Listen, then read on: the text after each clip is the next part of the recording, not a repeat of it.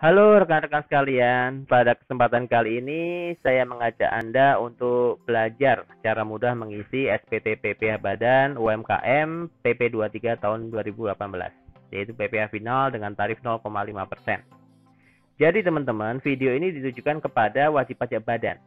Ini badan ya, yang menggunakan pembukuan dan penghitungan pajaknya menggunakan PP 23 tahun 2018 atau PPh final UMKM dengan tarif 0,5%. Nah, kita lihat kembali teman-teman. Jadi PP 23 itu adalah untuk penghasilan dari usaha ya, usaha bukan pekerjaan bebas. Ya, dan bukan juga dari pekerjaan. Dengan omset atau perolehan bruto selama setahun tidak melebihi 4,8 miliar. Omset ini ditotal dari seluruh gerai atau outlet, baik pusat ataupun cabang. Oke. Nah, teman-teman, ternyata PP 23 itu ada batas waktunya.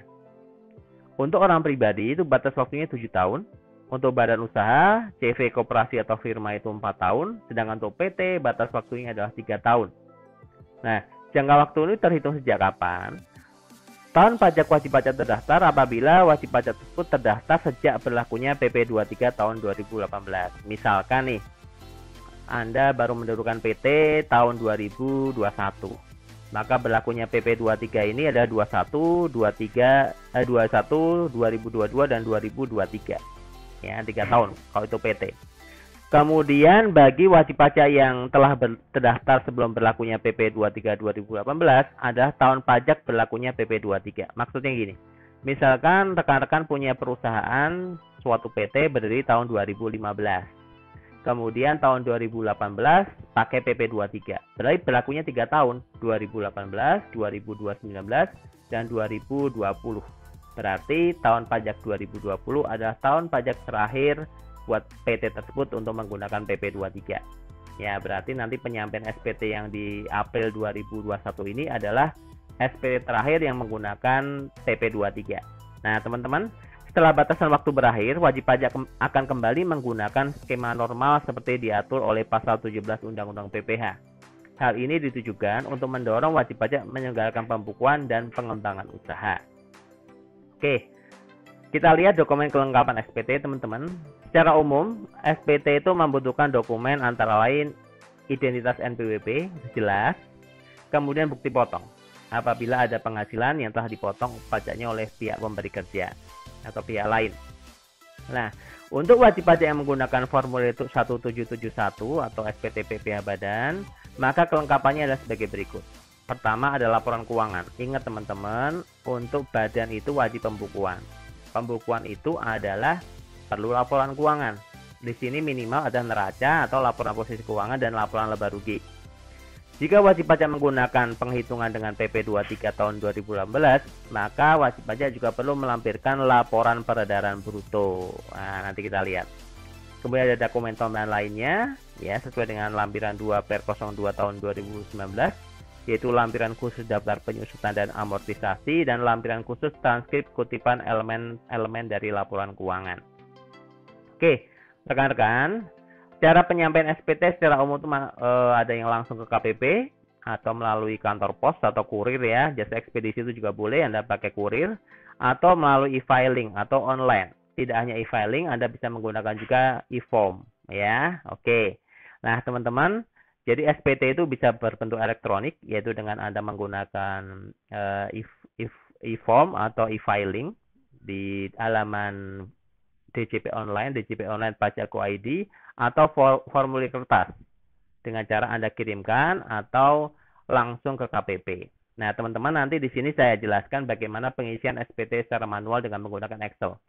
Nanti untuk yang menggunakan ISPT akan kita coba bahas di kesempatan yang lain. Nah, rekan-rekan, kita masuk ke data SPT. Nah, kita nanti akan mencoba latihan cara mengisi SPT PPh Badan dengan menggunakan Excel. Datanya adalah ini dari PT Oke Jaya untuk tahun pajak 2020. Ya, ini PT. Oke, kemudian laporan keuangan yang akan disajikan sudah kami persiapkan, yaitu laporan posisi keuangan dan laporan laba rugi untuk tahun 2020. Ya. Tidak lupa juga lampirannya adalah rekapitulasi peredaran bruto ya, menggunakan PP 23 tahun 2018. Oke, rekan-rekan. Sekarang kita melihat bagaimana pengisian SPT 1771 atau SPT tahunan PPh Badan untuk PT Oke Jaya di tahun 2020. Nah, ini namanya SPT induk. SPT induk kita masukkan dulu NPWP, nama wajib pajak, jenis usaha, telepon, periode pembukuan dan sebagainya. Ya. Apabila memang tidak diaudit, maka teman-teman bisa silang tidak diaudit. Oke, teman-teman, ini SPT induk. Nah, untuk pengisian SPT, teman-teman perlu ingat bahwa yang kita isi pertama itu bukan SPT induknya. SPT induk boleh kita isi cuma identitas. Selanjutnya kita isi dulu ke lampiran. Kita masuk ke lampiran 1. Nah, teman-teman, ini adalah penghitungan penghasilan neto fiskal. Teman-teman bisa lihat. Di sini kita masukkan peredaran usaha. Lah, dapatnya dari mana nih? Dapatnya dari laporan laba rugi yang sudah teman-teman susun ya. Ini adalah komersial, bukan fiskal. Jadi ini laporan laba ruginya, teman-teman bisa lihat. Ini angkanya kita pindahkan ke lampiran 1. Peredaran usaha, kemudian HPP, biaya usaha lainnya dan sebagainya. Sehingga ketemu di sini adalah penghasilan neto komersial sebesar 89.194.535. Ini contohnya. Jadi teman-teman ingat ketika teman-teman meskipun Anda pakai PP 23 tetap yang namanya pembukuan tetap dibuat ya, jumlahnya sama dengan laporan laba rugi yang sudah rekan-rekan buat ya. Oke, kalau lampiran 1 sudah kita ini ya teman-teman masukkan di sini. Nah, Pak kok di sini kemudian kok setelah 89 kok di sini kita masukkan PPh final? Ya, karena kita pakai PP 23, kita samakan ya. PP 23 dikenakan atas penghasilan bruto peredaran usaha. Berarti 750, kita kemudian kita masukkan angka yang sama di penghasilan yang dikenakan PPh final. Ya. Tetap kita isi lampiran 1 ini. Nah, selanjutnya yang lain Anda kosongkan aja karena apa? Pada dasarnya Anda sudah dikenakan PPh final, PP 23. Jadi yang Anda isi cukup yang ini sampai ke poin 4 ini. Ya. Kita masuk ke lampiran 2, teman-teman. Di sini adalah perincian HPP, biaya usaha lainnya dan biaya dari luar usaha secara komersial. Nah, ini Anda isi lagi. Dapatnya dari mana? Sekali lagi ini juga didapat dari laporan laba rugi. Nah, ini cuma di sini laporan laba ruginya kan masih umum ya. Teman-teman nanti perlu membreakdown atau merinci masing-masing biaya. Contohnya di HPP itu ada biaya pembelian. Anda bisa masukkan di sini nilai persediaan awal, persediaan akhir. Anda masukkan. Kemudian biaya usahanya mulai dari gaji, transport, biaya penyusutan, amortisasi, biaya hubungan dengan jasa, biaya sewa, biaya lainnya Anda masukkan. Angka di sini harus sama dengan dari laba rugi. Jangan beda ya. Lalu apa sih gunanya kayak gini nih ya? Ya teman-teman, ini salah satu memang intinya Dirjen Pajak dalam hal ini itu pengen ngerti ya biaya-biaya yang terkait dengan wajib pajak. Dari sini pun bisa dirinci, nanti akan di cross check nih. Contohnya biaya transportasi. Biaya transportasi nanti bisa dilihat apakah ada objeknya, transportasinya berapa, penyusutan nanti disesuaikan dengan jumlah penyusutan di lampiran khususnya. Biaya sewa nanti ini akan di cross check, diekualisasi dengan PPh final atas sewa tanah bangunan atau biaya sewa atas kendaraan. Jadi PPh pasal 23. Biaya bunga pinjaman ini nanti terkait dengan PPh pasal 23 pemotongannya. Biaya hubungan dengan jasa bisa PPh pasal 23, bisa PPh pasal 21. Jadi ini lebih ke kepentingan dari DJP untuk melihat biaya-biaya Anda dan kepentingannya dengan laporan keuangan dan juga PPh pemotongan pemungutan. Oke, Anda jumlahkan. Jumlah di sini pun ya teman-teman harus sama dengan jumlah yang ada di laba rugi, laporan laba rugi. Ya, jangan lupa.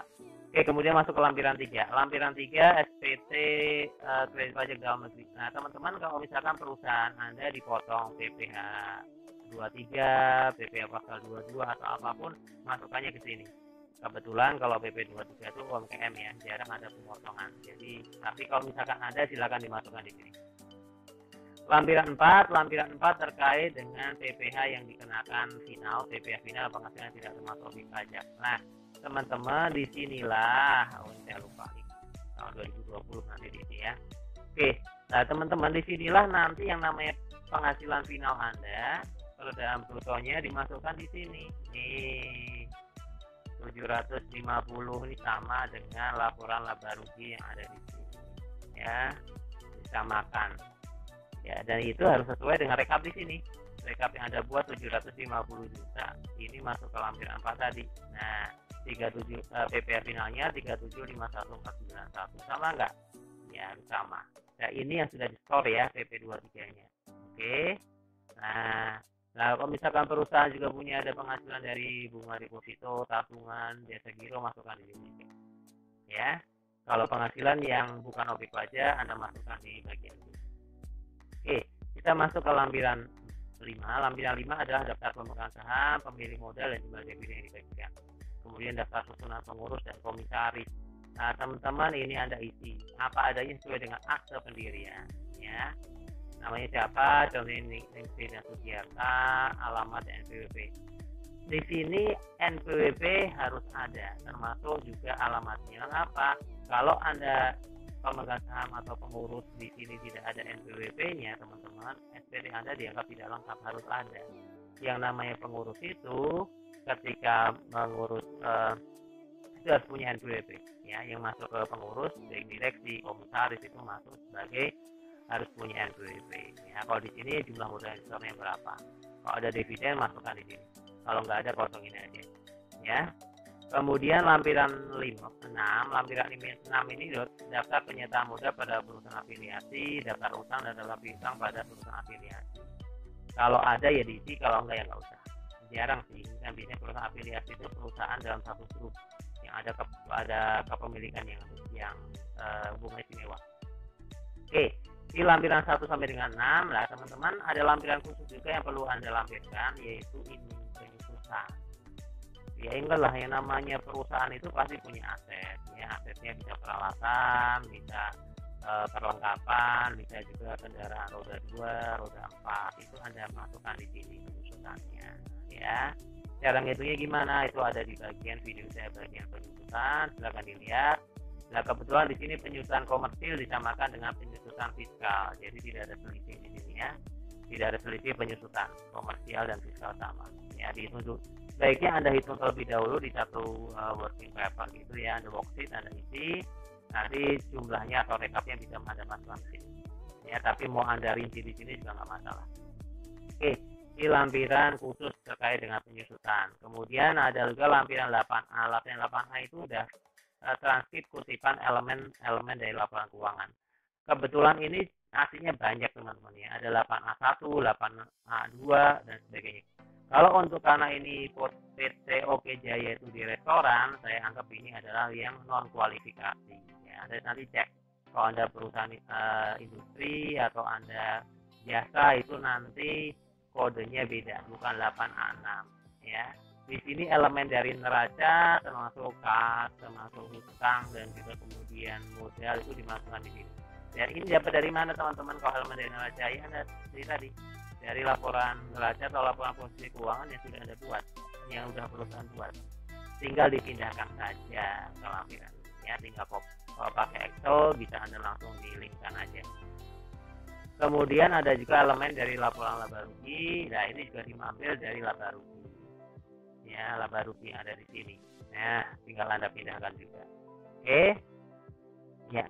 Di rekapnya jangan lupa. Nah, teman-teman nanti 3 ini lampiran penyusutan, lampiran LA kutipan dari elemen laporan keuangan dan juga rekap TP23 itu Anda lampirkan di penyampaian SPT baik secara manual maupun secara e-filing atau ISP.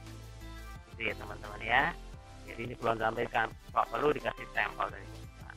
Nah, angka-angka ini teman-teman nanti masuk ke SPT induk. SPT induk dari lampiran masuk SPT induk. Loh, kok SPT induknya nihil Pak kosong? Iya. Penghasilan neto fiskal diambil dari lampiran 1 nomor 8. Nomor 8 ini apa? Nomor 8-nya juga nihil. Karena apa? Dia sudah dikenakan PPA final. Makanya untuk yang wajib pajak badan yang pakai PP23 itu nanti SPT induknya nihil. Isinya cuma ini aja. Identitasnya, penghasilan neto fiskalnya nihil kosong karena udah dikenakan PPA final, kosong semua lampiran satunya ya teman-teman ya. Oke, lampiran 2-nya gimana? SPT induk bagian 2, nah halaman 2. Nah, untuk yang ini juga tidak ada perlu ada penghitungan angsuran PPh pasal 25 karena udah kena PP 23. PPh finalnya ada nih, Anda isi nomor 15A. 15A isi dengan dari formulir 4 jumlah fraksi A kolom 5. Anda pindahkan ya. Oh, tadi kan teman-teman pasti perlu ngisi ini. Karena Anda udah dikenakan PP 23 kan ngisi sini. Ya kan? Jumlah PPh-nya 3751491 ini Anda pindahkan ke halaman 2 SPT ini. Oke, kalau sudah teman-teman Anda kemudian lampiran-lampirannya apa aja, laporan keuangan tuh masukkan.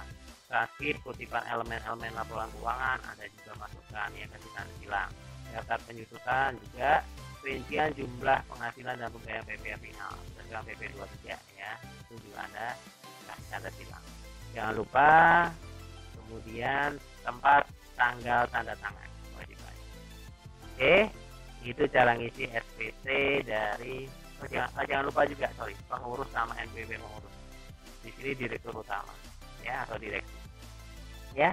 Ini teman-teman cara mengisi SPT pakai Excel. Kalau Anda ingin tahu lebih lanjut dengan bagaimana cara dengan menggunakan ISPT, nanti di kesempatan lain saya akan tunjukkan bagaimana pengisian ISPT-nya. Selain pakai ini, hasilnya Anda juga bisa pakai e-form, tersedia di link di atas ya, tapi itu langsung dari Dijen Pajak. Oke, terima kasih, semoga bermanfaat dan selamat pagi, siang, dan malam.